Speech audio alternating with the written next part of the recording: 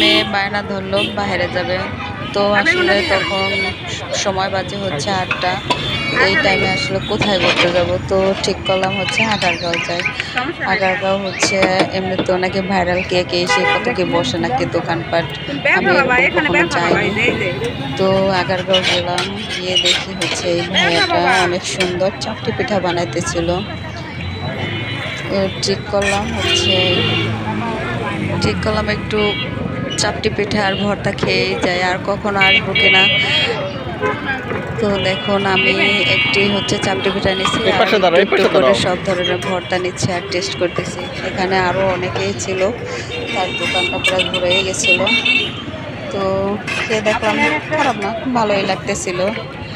আপনারা চাইলে আগারগাঁও সময় কাটানোর জন্য এখানে আসতে পারেন, আমার আসলে খারাপ লাগেনি পুরো এরিয়া।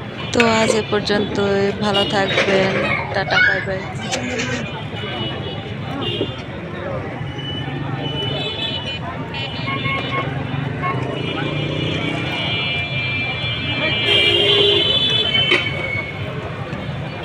यार लार का दे